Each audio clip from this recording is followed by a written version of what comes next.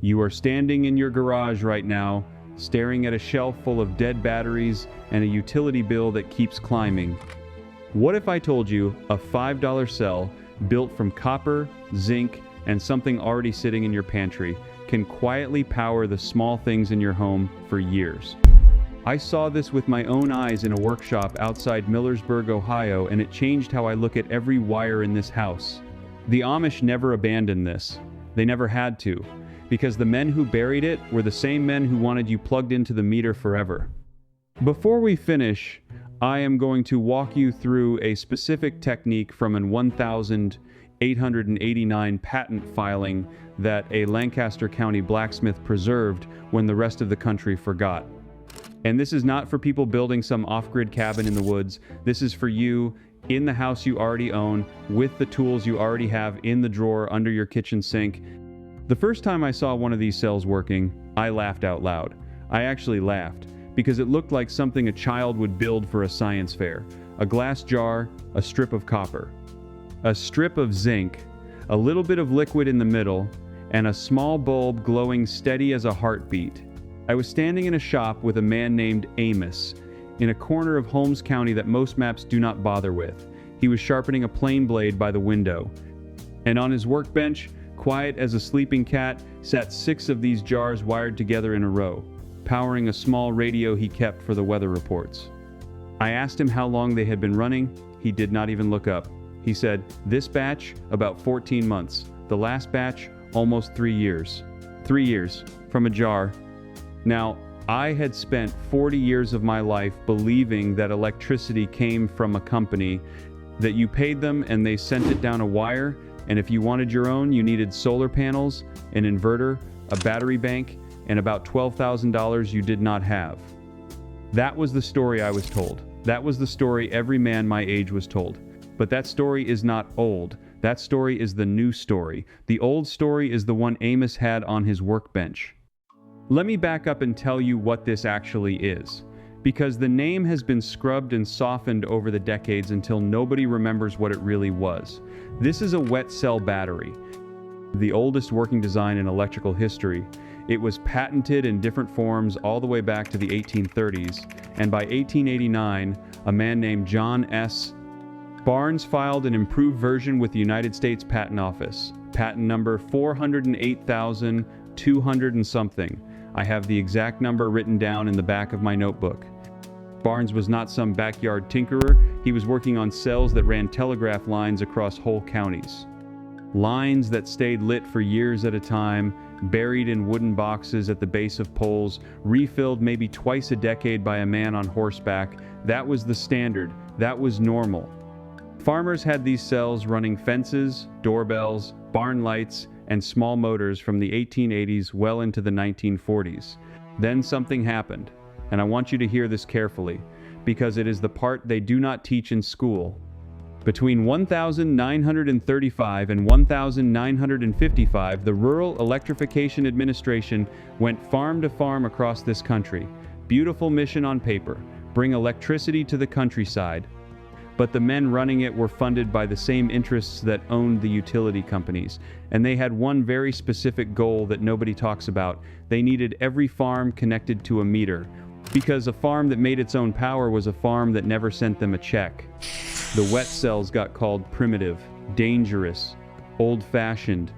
Government pamphlets from that era, and I have read them, actually mocked farmers who kept their jar batteries running. They called it hillbilly wiring. They shamed men into ripping out systems that had worked for 2 generations so they could plug into a grid that would bill their grandchildren. The Amish just kept their jars. That is the whole secret. They did not fight. They did not protest. They just kept doing what worked while everyone else was busy being modernized. Here's how the cell works, and this is where you lean in, because it is embarrassingly simple. You take a glass jar. A mason jar works perfectly. You put a strip of copper on one side and a strip of zinc on the other, not touching each other. Zinc you can pull from any galvanized nail or a strip cut off an old bucket. Copper you can get from plumbing scrap or an old wire stripped bare. Then you fill the jar with an electrolyte, and this is where people expect something exotic. It is vinegar. or salt water, or, in the version Amish showed me, a mix of vinegar and a spoonful of Epsom salt. That is it. That is the whole cell. One jar gives you about 9/10 of a volt. Wire 6 of them together in a row, you get roughly 5.5 volts. Enough to run a low-draw LED, a small clock, a radio, a doorbell, a shed light. Wire 12 together and you are into territory where you can trickle charge a phone or run a small fan through the night. And the cost, let me tell you the cost. If you buy nothing new, if you scavenge the copper and zinc from things already in your garage, the cost of one cell is the cost of a splash of vinegar, maybe 15 cents. If you buy fresh copper strip and fresh zinc from a hardware store, you are looking at about $5 for a cell that will run for a year or more before it needs a refill of electrolyte. Not a replacement, a refill. The metals last for years. Now, I want to stop right here, because this is the part I need you to really absorb. If you have been in your house for 20, 30, 40 years, and you are the kind of man who has watched the electric bill climb from $30 a month to over $200, and you have been told the only way out is to spend the price of a truck on solar panels, you have been lied to. Not misled, lied to. On purpose, by people who profit every time you flip a switch. What Amos and the men in his community have preserved is not a novelty. It is a fully functional layer of power for the small, constant, everyday electrical loads that eat your bill alive.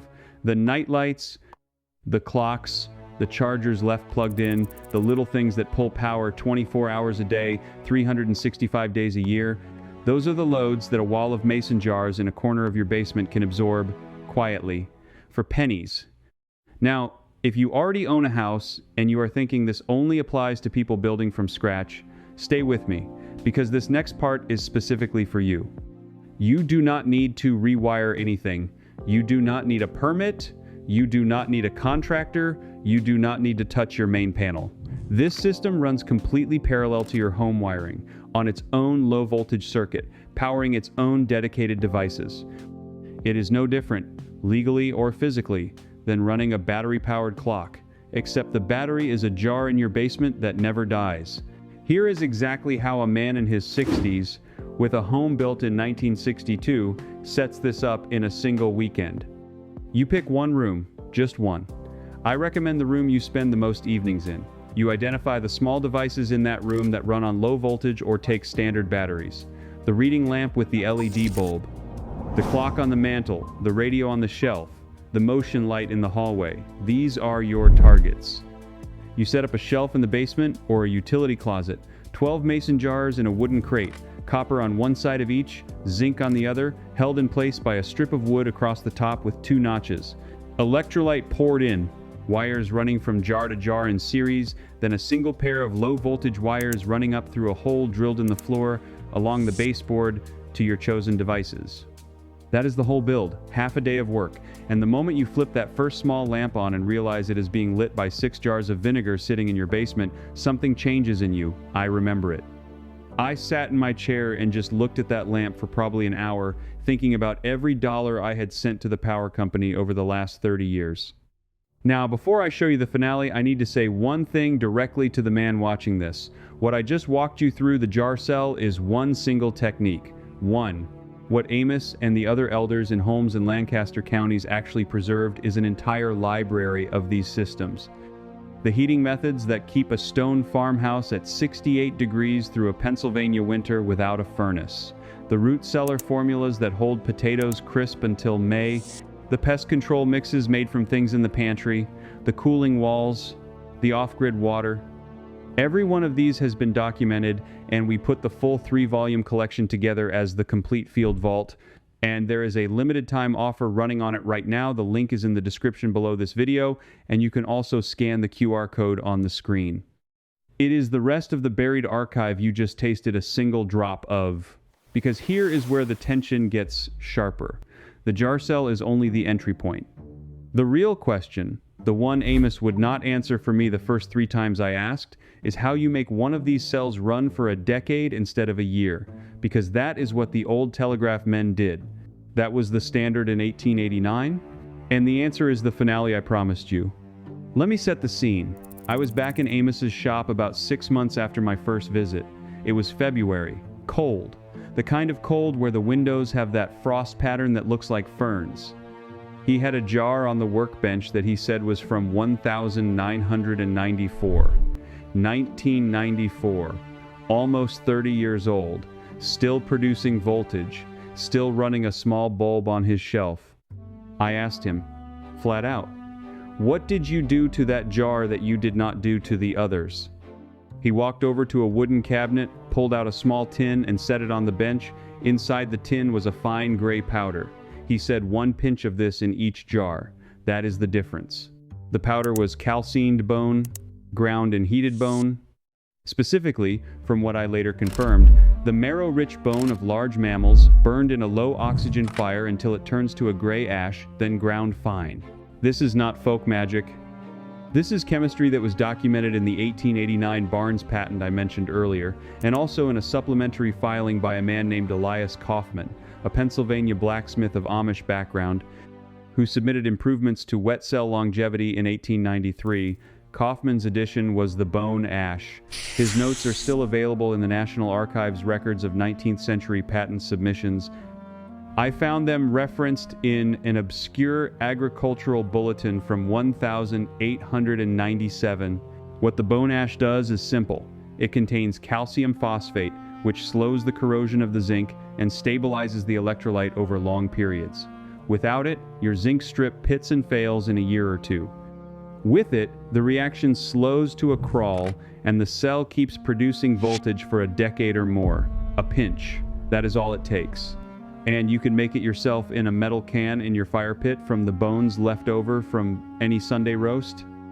That is the secret. That is what the telegraph companies knew. That is what the Amish preserved when the rest of the country was busy being sold a bill of goods. A jar, 2 metals, vinegar, and a pinch of ash from your own kitchen bones.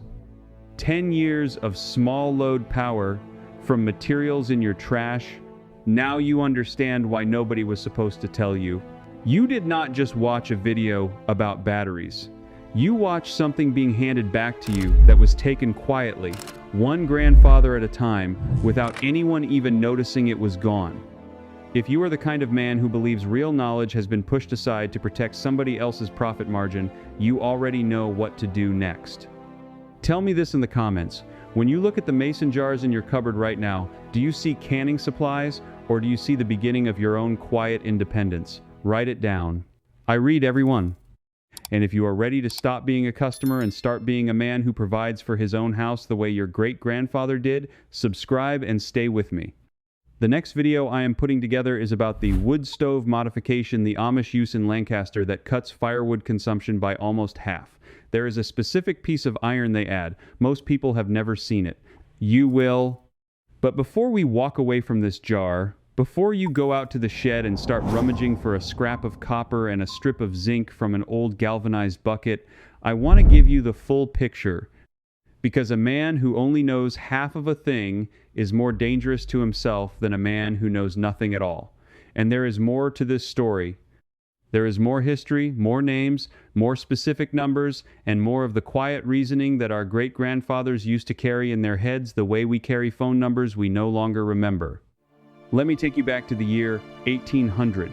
That is the year Alessandro Volta, an Italian professor working in Como in the north of that country, stacked alternating discs of copper and zinc separated by cardboard soaked in salt water and produced a steady electrical current for the first time in human history. He called it the voltaic pile. It was, in every meaningful way, the same jar sitting on your kitchen counter right now. 2 metals, a wet conductor between them, nothing more. Volta was 65 years old when he demonstrated this to Napoleon at the Institute of France in Paris in November of 1801, and Napoleon was so struck by it that he made Volta a count of the empire and awarded him 6,000 francs, a fortune at the time, enough to buy a small farm. Now think about that for a moment. The most powerful man in Europe understood, standing there in that hall, that what he was looking at was going to change the world. And he was right. Within 20 years, Michael Faraday in London was using piles just like Volta's to run experiments that would eventually give us the electric motor, the transformer, and the generator. Every dam on every river in this country, every turbine spinning in every power plant from the Hoover to the smallest micro-hydro rig in a Vermont creek, traces its ancestry back to 2 pieces of metal in salt water in an old man's laboratory in Como. But here is what they do not teach you in school. Volta's pile was not the end of the story. It was the beginning of a fork in the road. And most of the country took one path while a small number of stubborn, quiet men took the other. The path most of us took leads to the store. It leads to lithium mines in Bolivia and cobalt pits in the Democratic Republic of Congo, where children as young as 7 years old crawl through tunnels to bring up the ore that ends up in the battery of the phone in your pocket. It leads to a global supply chain worth roughly $130 billion a year, according to figures published by the International Energy Agency in 2023. It leads to a situation where the average American household now owns, on any given day, somewhere between 28 and 40 individual battery-powered devices, and where the average adult replaces or discards approximately 81 batteries every single year. 81, multiply that by 330 million Americans, and you begin to see the scale of what is actually happening. Somewhere north of 26 billion batteries entering the American waste stream every year, most of them ending up in landfills. Most of them leaking cadmium and lithium and manganese into soil that our grandchildren will one day try to grow food in. The other path, the quiet path, the one the telegraph operators and the Amish and the old radio hobbyists kept walking down while nobody was looking, leads to a mason jar. It leads to a fire pit and a beef bone and a strip of zinc peeled from the side of a rusted out wash tub. It leads to a shelf in a cellar, where 6 or 8 jars sit humming quietly, powering a small LED lamp, or a crystal radio receiver, or the trickle charge on a slightly larger storage cell that runs your ham radio when the grid goes down in an ice storm. Let me tell you about a man named Daniel Drawbaugh. He was born in 1827 in Eberle's Mill, Pennsylvania, that is Cumberland County, about 10 miles south of Harrisburg. Drawbaugh was a machinist and a tinkerer, and he claimed, and many historians now believe he was telling the truth, that he built a working telephone as early as 1867. 9 years before Alexander Graham Bell filed his patent, Drawbaugh could not afford to file his own patent. He was too poor. He used what he had. And what he had was a homemade battery in a teacup made from a carbon rod, a piece of zinc from a stove liner, and a solution he cooked up himself from vinegar and wood ash. Sound familiar? It should. Because that teacup battery ran his prototype telephone for years before Bell was ever heard of. The Supreme Court eventually ruled against Drawbaugh in 1888, in the case of the telephone company against the People's Telephone Company, by a vote of 4-3. 4-3. One vote away from the entire history of American communications being rewritten in favor of a Pennsylvania machinist who understood that a piece of carbon and a piece of zinc in an acidic solution was all a man needed to change the world. Nobody talks about Drawbaugh anymore, nobody teaches him in school, and that is not an accident. Because Drawbaugh represents something dangerous to the story we are supposed to believe about ourselves, which is that innovation only comes from corporations and universities and men in expensive suits. Drawbaugh was a farmer's son with dirty hands and a shed full of tools, and he beat the greatest inventors of his age to the punch by nearly a decade using materials that cost him almost nothing. There were others. Georges Leclanché, a French engineer, patented his wet cell in 1866. It used zinc and manganese dioxide in a solution of ammonium chloride, which is nothing more exotic than what you get when you combine ammonia and hydrochloric acid, both of which can be produced from materials found on any 19th century farm. The Leclanché cell became the direct ancestor of every dry cell battery you have ever bought, every AA, every 9-volt, every button cell in your bathroom scale. All of them are the great-great-grandchildren of a Frenchman who understood that electricity could be pulled out of a jar of what most people would call garbage. And then there was Georges Lakhovsky, and Nikola Tesla, and John Bedini, and a whole string of names that most people have never heard because their names were inconvenient to the story that got told instead. Tesla, in his later years, wrote openly about his belief that electrical power could and should be free, that the natural world was full of it, that any man with sufficient understanding could pull enough current from the ground and the air and a few basic materials to run his home indefinitely. He was called a crank. He died broke in a hotel room in New York in January of 1943, feeding pigeons out of his window at the Hotel New Yorker. The FBI showed up within hours of his death and seized every notebook, every schematic, every scrap of paper in his room. Some of it was released decades later. Most of it, as of the year I am recording this video, has never been made public. Now, I am not going to sit here and tell you that Tesla had cracked the secret of free energy. I do not know that. Nobody knows that. But I will tell you this. There is a pattern. There is a pattern that runs from Volta to Drawbaugh to Leclanche to Tesla to the old Amish farmer in Lancaster County who has been running a small charging station off a bank of homemade cells for 40 years without ever paying an electric bill. And the pattern is this: simple electricity, useful electricity, the kind of low voltage steady current that runs lights and radios and small motors and charges storage cells, does not require a corporation. It does not require a grid. It does not require a monthly bill. It requires two metals, an electrolyte, and the knowledge that has been quietly walked out of the American house by people who wanted you to be a customer instead of a craftsman. So let me get back to the jar. Let me give you the specifics, because I know some of you are already reaching for a piece of paper and a pencil, and that is exactly what your great-grandfather would have done. You need a glass jar. A pint mason jar is perfect. A quart jar is better if you want more current. The size of the jar determines the total energy capacity, not the voltage. Voltage is set by the metals. Capacity is set by the volume of electrolyte and the surface area of the plates. You need copper. Any copper. A piece of copper pipe cut open and hammered flat. A section of heavy gauge copper wire, at least 12 gauge, stripped of its insulation. A copper penny, minted before 1982, because after that year the United States Mint switched to zinc slugs with a thin copper plating, and those are useless for our purposes. The pre-1982 penny is 95% copper and 5% zinc, and a stack of them soldered together makes an excellent electrode. I mention this specifically because most people have a jar of old pennies in a drawer somewhere and do not realize they are looking at battery components. You need zinc. A galvanized nail from the hardware store will work in a pinch, but the coating is thin and it will wear out in a few months. Better is a strip cut from the side of an old galvanized bucket or a galvanized roofing sheet. Best of all is a zinc anode of the kind sold in marine supply stores for protecting the hulls of boats from electrolysis. A small boat anode costs about $8 and will last for years in a battery application. You need the electrolyte, and this is where the old knowledge comes in. Plain vinegar works. White distilled vinegar from the grocery store, 5% acetic acid, will give you about 9/10 of a volt per cell. Add salt to it, about 1 tablespoon per cup, and you push it up toward 1 full volt and you significantly increase the current. Add a pinch of the ash we talked about earlier, the ash from a beef bone burned down to white powder in a hot fire, and something remarkable happens. The ash contains calcium hydroxide and potassium carbonate and trace minerals that stabilize the reaction. The cell stops corroding as quickly. The zinc electrode lasts 3 to 5 times longer.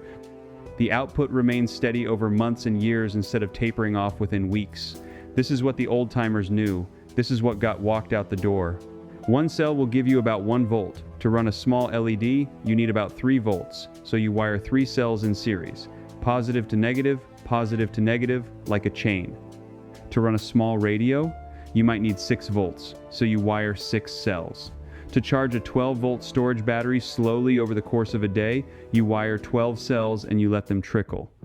This is not going to power your refrigerator. Let me be absolutely clear about that. This is not a replacement for the grid in the sense of running a modern American household with a heat pump and an electric range and a hot tub, but it will absolutely run lights, it will absolutely run a radio, it will absolutely charge small devices, it will absolutely keep you connected and illuminated and informed when the ice storm knocks out the power for 4 days in February and everyone around you is sitting in the cold and the dark cursing the utility company. And it will do this for approximately $5 in materials, maybe less if you already have the jars and the scrap metal. Now I want to address the counter-arguments, because there are always people in the comments who show up to explain why this cannot possibly work, and I want to head them off. Yes, the current is low. A single cell might only put out 10 or 20 milliamps under load. That is not much, but you are not trying to arc weld with it. You are trying to run low-draw electronics. An LED draws 20 milliamps. A crystal radio draws almost nothing. A modern low-power microcontroller of the kind used in Arduino projects draws about 50 milliamps and can be run off 2 or 3 cells in series. You do not need horsepower. You need steady, quiet, reliable trickle. Yes, the cells eventually wear out, the zinc slowly dissolves. That is the nature of the chemistry, but the beauty of it is that you can replenish them. Pour off the old electrolyte, scrape the buildup off the plates, replace the zinc if it is worn through, refill the jar, 10 minutes of work every 6 months, and you have another 6 months of power. Try doing that with a lithium battery. Try opening up a Tesla Powerwall and swapping out the worn-out cells with a screwdriver and a jar of vinegar. You cannot. It is designed so that you cannot. It is designed to fail on a schedule and be replaced with a new one at full retail price. Yes, you have to know a little bit of basic electricity. You have to understand series versus parallel. You have to know which end is positive and which end is negative. You have to have a cheap voltmeter, about $12 at any hardware store, to check your output. This is not free knowledge. This is knowledge that requires you to sit down and learn something and get your hands dirty. And I understand that for a lot of men in this country, that has become an unusual thing. We have been trained for 2 generations now to treat every household system as a black box that some professional has to come fix. Your grandfather did not think that way. Your grandfather could rebuild a carburetor and rewire a lamp and set the points on a small engine, and yes, he could read a battery hydrometer and understand what a specific gravity reading meant. That knowledge is not gone. It is just sleeping, and you can wake it up in an afternoon if you decide to. Let me tell you a story about Lancaster County, since I mentioned it earlier. About 15 years ago, in the summer, I spent 3 days with an old order Mennonite family in the area east of the town of Ephrata. The man of the house, his name was Amos, and he was in his early 60s then, so he would be in his late 70s now if he is still with us. Amos took me down into his root cellar, which was dug into the side of a small hill behind his barn, and along one wall he had a shelf, plank shelf about 10 feet long and 3 feet deep, and on that shelf he had 36 mason jars. 36. Each one had a copper electrode and a zinc electrode and a lid drilled through with 2 small holes to let the wires out. They were wired in 12 banks of 3, and the 12 banks were wired in parallel to a set of thicker copper bus bars, and those bus bars ran up to a small storage battery, and the storage battery ran to a single fluorescent tube fixture on the ceiling of the cellar and to an outlet where Amos plugged in his kerosene refrigerator's small electric thermostat. Amos told me that this setup had been running with minor maintenance every 6 months since the year 1987, 20 plus years at that point. He had inherited part of it from his father, who had built the original bank in the 1950s. His father had learned it from a neighbor. His neighbor had learned it from his own grandfather, who had learned it from a Civil War veteran who had operated a field telegraph outside of Petersburg, Virginia in 1864. Do you understand what I am telling you? There is an unbroken chain of practical knowledge that runs from the field of a Civil War battle to a root cellar in Lancaster County to right now, this moment, you sitting there watching this video. That chain has almost been broken. It is thinner now than it has ever been, but it is not broken yet. And if you pick up a mason jar tonight and put a piece of copper and a piece of zinc into it and pour in some vinegar and salt and ash, you are welding another link into that chain and you are handing it forward to whoever comes after you. That is not romantic language. That is a factual description of what happens when knowledge gets passed from one hand to another instead of being replaced by a monthly subscription.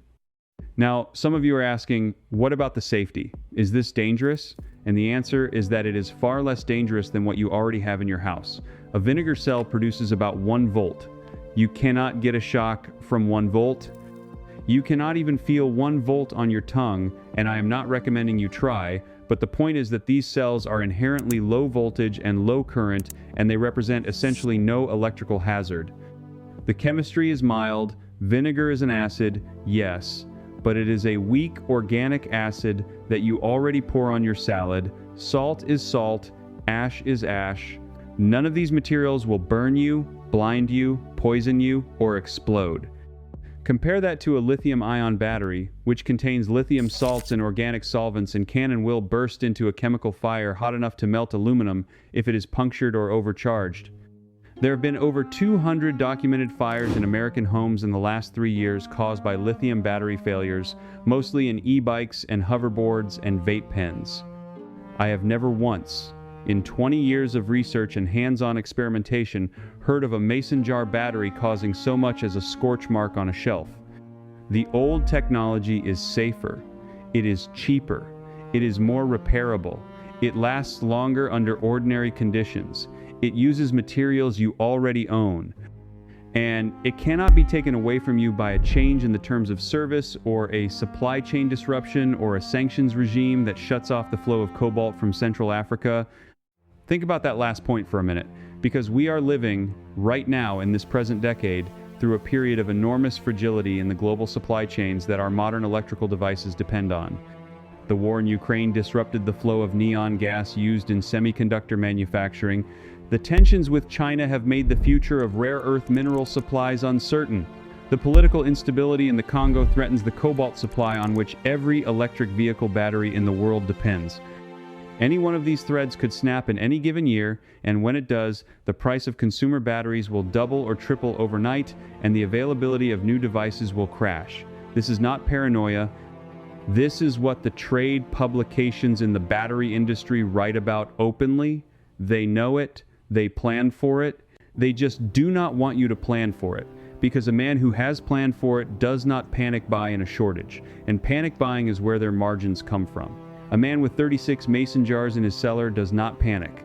A man with 36 mason jars in his cellar looks at the news reports and pours himself another cup of coffee and goes out to check on his tomatoes. I want you to understand that this is not just about electricity. This is about a whole way of thinking. This is about looking at your own life and asking, what parts of it belong to me and what parts of it are rented from somebody else? Your food, if it comes from the grocery store, is rented. Your water, if it comes from the municipal main, is rented. Your electricity, if it comes from the utility, is rented. Your entertainment, if it comes from a streaming service, is rented. Your communication, if it depends on a smartphone and a cellular contract, is rented. Piece by piece, over the last 3 generations, almost every essential input to the American household has been converted from something a family owned and maintained into something a family rents on a monthly basis from a corporation. The mason jar battery is a small thing, but it is a small thing that you own, completely, outright, forever. Nobody can turn it off. Nobody can raise the price.